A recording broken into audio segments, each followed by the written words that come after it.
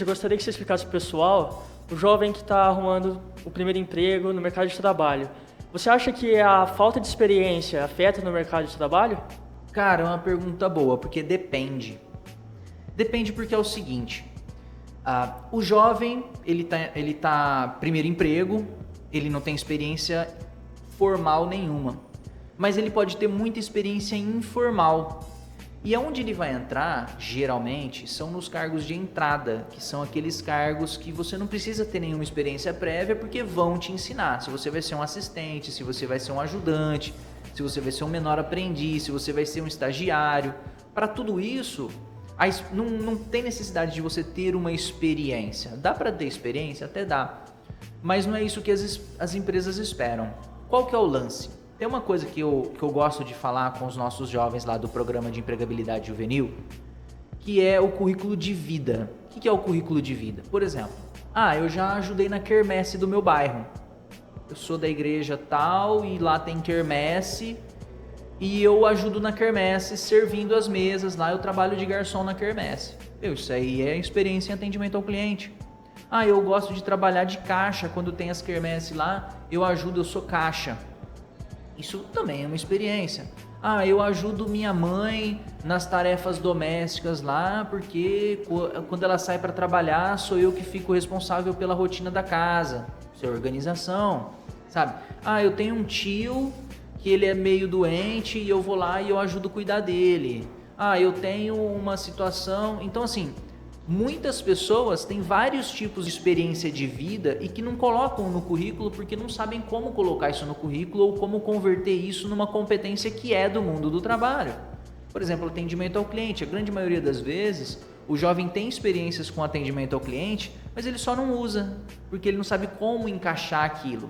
Então, assim, para entrar no mercado de trabalho, ter experiência não é fundamental. É fundamental você reconhecer as competências que você já tem, o que te faz bom. Por exemplo, eu quando tenho trabalho na escola, eu sou o cara que toma a frente, eu sou o cara que começa ali a desenvolver, eu sou o cara que corre atrás do meu grupo, eu sou o cara que faz a galera trabalhar. Isso aí já é legal, é uma competência, não dá para chamar uma competência de liderança não, mas dá para colocar isso como uma competência de independência, de autoconfiança. Não chamo de liderança, eu acho que é até errado.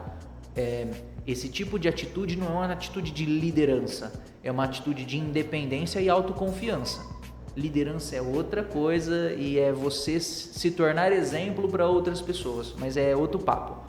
Mas é o que eu acho sobre a tua pergunta. Eu penso isso, eu penso que a experiência ela não é totalmente necessária. Ela é interessante que se tenha experiência? Pode ser que sim.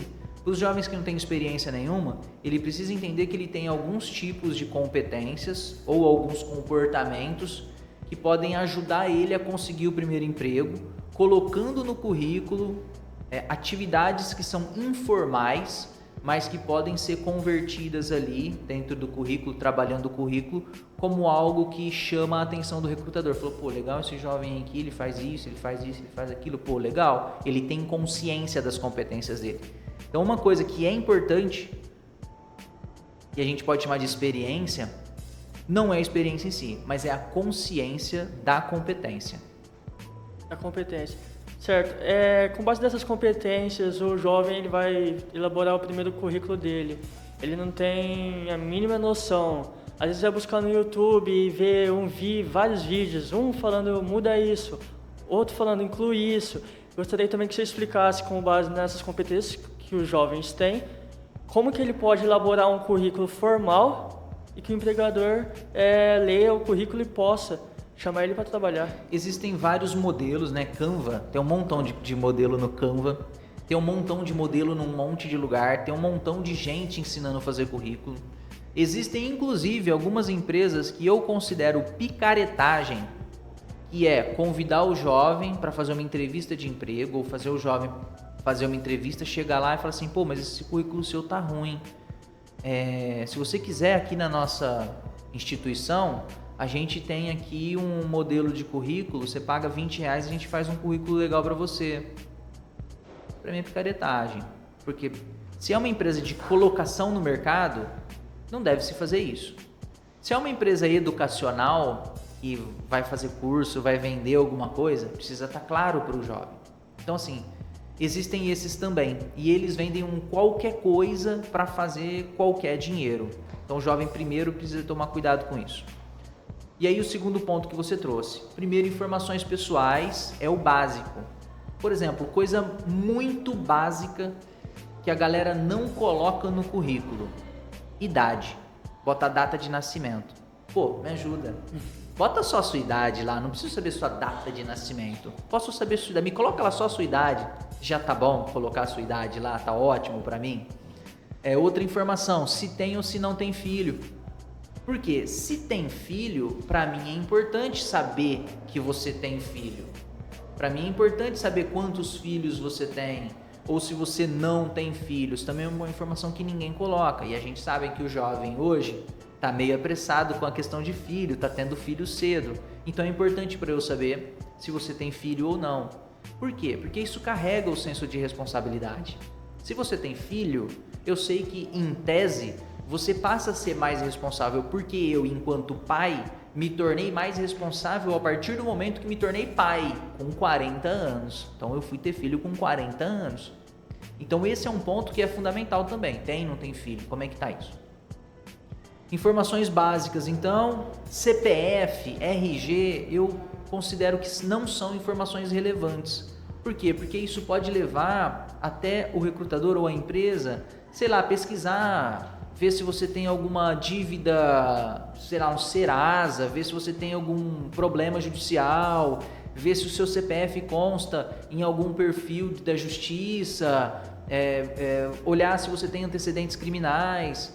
Isso é meio que, não vou falar que é proibido e tal, porque tem bastante gente que faz isso, bastante recrutador que faz isso, mas não é legal. Então, se o recrutador gostou de você e da tua experiência, o segundo passo vai ser a documentação. Então, não enche de documento lá não enche de lugar onde você mora, né? O que pode ser importante se você mora numa grande cidade, igual Ribeirão Preto, é grandona, tem 700 mil habitantes, o emprego é num lugar da cidade, você mora do outro lado da cidade. Putz, aí, quando você coloca o seu endereço, o recrutador vai olhar e vai falar assim, caramba, o moleque mora longeão, não sei se eu quero contratar ele não, acho que eu vou contratar alguém mais aqui da minha região, porque eu não tenho que pagar vale transporte.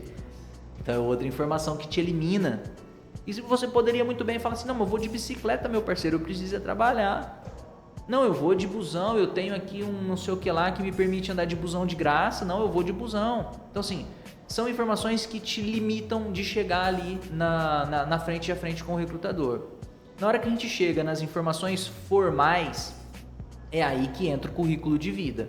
Você tentar listar coisas que você já fez, que não são empregos formais, que são coisas informais que você fez, mas você consegue associar ali no corpo, né, do currículo. Então assim, é muito fácil, um jovem que não tem nenhuma experiência, um currículo de uma página é suficiente.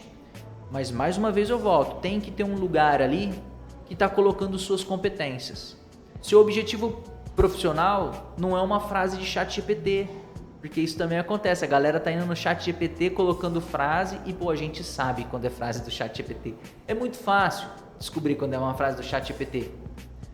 Porque o ChatGPT escreve muito bonito e não tem a ver com a vaga em si que você está procurando. Então você fez um currículo para uma vaga específica, coloca objetivo profissional, desejo trabalhar na empresa tal porque na minha carreira eu quero ir para uma função assim, assim, assim e tal. Então você coloca no objetivo profissional o que aquela vaga e aquela empresa está oferecendo. O ponto é parar de ficar colocando informação subjetiva e mandando o mesmo currículo para 50, 70 empresas. Isso está fazendo dar errado.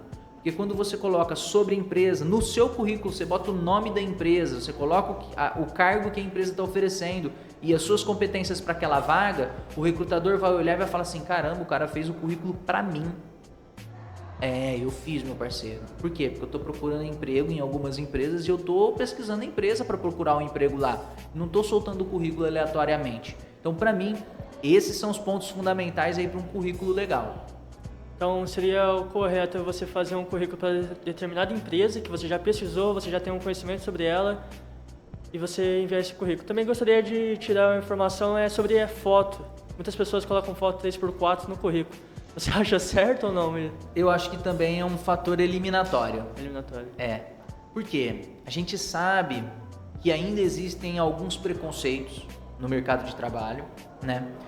Aí tem uma menina que é bonita, e essa história é real, tá? Essa história é real, aconteceu. Essa história é real. Eu trabalho com empreendedores e trabalho com empregabilidade juvenil. E tinha um aluno meu que tinha reportado que na empresa que ele estava, o dono da empresa, o RH era a esposa dele.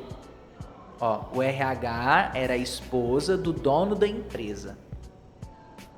E aí chegou um currículo lá de uma moça que ela era muito bonita. E aí ela foi pesquisar o Instagram da moça. E a moça tinha um perfil bonito. Ela eliminou a candidata sem olhar as competências da candidata, porque ela sabia, essa história é real, tá? Não tô inventando. Ela sabia que o marido dela ia se engraçar com aquela pessoa nova. E ela falou, eu fico qualificando as meninas que são bonitas e eu só elimino, porque a chance do meu marido se engraçar com elas é muito grande. Eu falei, mano, o que tá acontecendo? Sabe, enquanto família tá acontecendo alguma coisa muito estranha ali dentro, é um caso muito bizarro. Então assim, eu falo, caramba, sério, sabe? Tipo, não, vou contratar só menina feia. E o que é feio? Feio do ponto de vista de quem? Do seu ou do seu marido? Já começa daí, né? O que é feio e o que é bonito, independente de, é dependente de quem vê ali, quem vai olhar para aquilo. Esse aqui é o ponto. Então, se o que é bonito e o que é feio é muito variável. Então, para mim, esse é um ponto que me chama muita atenção e que é o oposto do que a gente vê no mercado.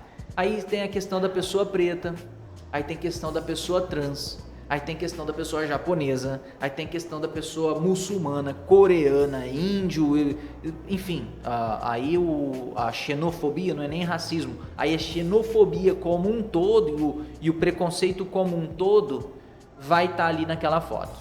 Às vezes você usa aqui na equipe também do podcast, tem, né, uma pessoa trans e que se vai lá e coloca a foto e aí contrata como homem. E aí chega lá, a pessoa olha e fala, ué, mas você não é homem. Aí a pessoa vai falar, não, eu sou. Aí o cara fala assim, não, mas pô, eu vi a foto aqui, a foto e o nome tá de homem. Aí você fala, não, é porque eu sou homem mesmo. A pessoa fala, não, mas peraí. Então a pessoa trans, ela tem um problema porque pôs uma foto. É possível acontecer isso. Então, pra mim, por uma foto, o RH que cobra que exista uma foto, ele já está começando errado. E o jovem que coloca a foto no currículo, ele pode estar arrumando um problema para si. Se é bonito, se é feio, ou qual a sua descendência, ou o que é a pessoa em si, se tem alguma deficiência ou não, sei lá, vitiligo. Vitiligo também é uma doença, não é contagiosa, não é problema nenhum, e existe preconceito com pessoas que têm vitiligo. Então, assim, eu acho que colocar foto não é legal por esses diversos fatores que eu trouxe aqui para você, meu ponto de vista. Certo. A pessoa que está procurando o primeiro emprego, você acha que ela deve buscar lugares essenciais, lugares... vamos supor, a gente estava falando sobre essa questão muito do preconceito. Você consegue ver que a Americanas, Riachuelo, ela tem uma pegada mais feminina, ela tem pegada de ser mais afeminada. Então essas pessoas então que é LGBT, ela tem mais chance de entrar nesse mercado, numa loja de roupa, Americanas. Você acha que essas pessoas que se conformam, se sente se denomina trans, LGBT, feminina, deve buscar esse mercado de trabalho, ou você deve mandar currículo para outras empresas? Eu acho que não. Eu acho que já foi o tempo onde a pessoa tinha que se limitar, e a gente pode chamar de se limitar. Eu acho que não. Acho que a pessoa não tem que se limitar, ela tem que pleitear o cargo que ela quiser, na empresa que ela quiser, porque o erro vai estar por parte do RH do outro lado. O erro vai estar do lado de lá. Se a pessoa me aceitar porque eu sou homem e pareço uma mulher, ou eu sou uma mulher e pareço um homem, se eu sou preto, se eu sou branco, se eu sou bonito, se eu sou feio, se eu tenho cabelo encaracolado, se eu tenho cabelo liso, ou qualquer coisa que seja nesse sentido, o errado tá o RH, tá? Então eu acho que não. Por exemplo, eu posso associar que para trabalhar na Chili Beans a pessoa tem que ter um perfil mais tatuado, mais andar largado? Não, mas o RH do lado de lá vai ver. Se você chegar engomadinho, de terno e gravata, ele não vai te contratar, porque não é o teu perfil. Não é o teu perfil e não é o perfil da empresa. Então, perceba, existe empresas com perfis. Quem denomina o perfil, às vezes é a cultura da empresa, às vezes é o RH preconceituoso. São duas coisas completamente diferentes e que a gente tem que olhar para isso. Então esse que é meu ponto. Existe a cultura, existe o perfil e existe o preconceito, né? A cultura do lado da empresa, o perfil pro lado da pessoa e o preconceito que limita os dois lados, né? Então não, eu acho que a pessoa não tem que se limitar em procurar emprego num lugar só, não, de verdade. Com base nisso, né, as pessoas às vezes ficam meio desmotivadas, né? A pessoa às vezes elaborou o currículo lá, mandou para a tal empresa que ela gostaria de trabalhar, foi chamada para entrevista de emprego e a pessoa ela fica com muito, vou conseguir essa vaga, não me mandaram mensagem até hoje, fica contando os dias, esperançoso para essa vaga. Eu gostaria que você explicasse também para não deixar o jovem com tanta esperança para tal vaga, porque é provável que ele vai ser descartado de primeira instância, né? Eu tenho um termo para isso, né? Que é você precisa ter amor ao próximo. Só que eu não estou falando da frase bíblica que fala isso, né? É o próximo currículo, a próxima empresa, o próximo recrutador, o próximo entrevistador. Tem amor ao próximo. Próximo. E aí aquele que passou, você foi lá, você fez a entrevista, esquece. Se o cara te der um feedback, massa. Se ele não te der feedback, dane-se. Próximo. Ah, mas eu ia te contratar. Você ia do verbo não vai mais, meu parceiro, porque você demorou 2, 3 semanas para me dar uma resposta e eu tô precisando trabalhar ontem. Não tô precisando trabalhar daqui 2 semanas, tô precisando trabalhar ontem. Então, quando o jovem ele começa a frequentar muitas entrevistas, fazer muitas entrevistas, enviar o currículo certeiro, que eu já falei um pouco aqui, o currículo certeiro, com ali no objetivo profissional, falando sobre a empresa que ele está mandando aquele currículo, porque é um currículo direcionado, ele começa a ter mais chamados, ele manda menos currículo, só que o potencial dele ser chamado é maior. E aí eu não estou falando de currículo físico também não, né? Estou falando do currículo digital, que é aquele que você entra no site da empresa e preenche lá e tal. Então o jovem não pode ficar parado naquela coisa do eu fiz 3 entrevistas, agora eu vou esperar, vai que um me chama. Não, considera que nenhum dos 3 vai te chamar. Considera que você tem que procurar mais 3, mais 4, mais 5, mais 18 e vai fazendo. Até alguém te chamar, você vai fazendo, você vai correndo atrás do seu. Alimentar a esperança por uma vaga que talvez não venha, por um feedback de um RH que não tem prática de enviar feedback pro candidato, é um grande erro. Imagina, Açaí vai contratar 40 pessoas. Você acha que ele vai mandar feedback para pelo menos umas 800 pessoas que eles vão pegar currículo, umas 400 que eles vão entrevistar para ter ali 40 pessoas contratadas? Você acha que ele vai mandar feedback para as 800?